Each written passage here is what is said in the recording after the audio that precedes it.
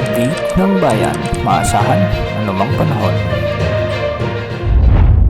Magandang araw po sa ating lahat. Narito ng pinakaling update sa magiging lagi ng ating panahon sa mga susunod na araw. Sa kasalukuyan ay humina na bilang LPA o low pressure area ang dating bagyong Wilma at huli itong namataan sa vicinity ng Balud, Masbate. Nagdadala pa rin ito ng maulap na kalangitan na may mga kasamang pag-ulan at pagkidlat-pagkulog sa Western Visayas at Mimaropa. Mag-ingat po dahil posible pa rin ang banta ng mga biglaang pagbaha o pagguho ng lupa kung may mga katamtaman at malalakas na pag-ulan. Samantala, makakaranas naman ng maulap na papawirin na may mga kalat-kalat na pag-ulan at isolated thunderstorms ang Metro Manila, Calabarzon, Bicol Region, Quirino, Aurora at Isabela. Dulot naman ito ng shear line o yung banggaan ng malamig at mainit na hangin. Posible pa rin ang banta ng mga biglaang pagbaha o pagguho ng lupa kung may mga katamtaman at malalakas o minsan ay matitinding pag-ulan. Samantala, amihan naman ang nakakaapekto sa Cordillera Administrative Region, nalalabing bahagi ng Central Luzon, nalalabing bahagi ng Cagayan Valley at magdudulot ito ng maulap na kalangitan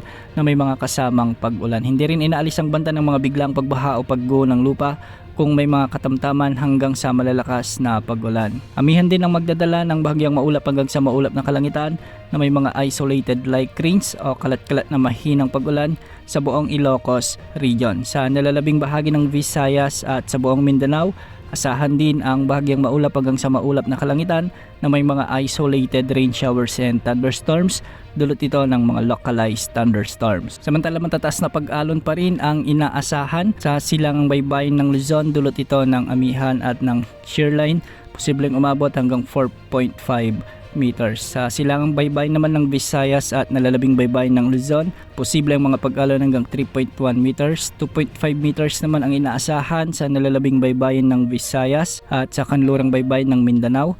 At 2.1 meters naman ang inaasang mga pag-alon sa nalalabing bahagi ng Mindanao. Sa mga susunod na oras ay magdadala pa rin ng maulap na kalangitan na may mga pag-ulan ang LPA na ngayon ay unti-unti nang nalulusaw o mag-dissipate. Wala na rin tayong minomonitor na nagbabantang panibagong bagyo sa susunod na 3 araw base sa mga pagtataya. Samantala, dahil nga sa epekto ng LPA at ng shear line, may nakataas na weather advisory. Posible ang mga pag-ulan mula 100 hanggang 200 mm sa mga lalawigang sakop ng Quezon Province kasama na ang Polillo Island. Samantala, 50 hanggang 100 mm na pag-ulan naman ang posibleng maranasan ngayong araw sa Isabela, Aurora, Laguna, Batangas, Oriental Mindoro, Romblon, Marinduque, Camarines Norte, Camarines Sur, Albay at Catanduanes. Mag-ingat po sa banta ng mga pagbaha at pagguho ng lupa. Yan ang latest sa lagi ng panahon. Ito po ang weather update ng bayan. Maasahan anumang panahon.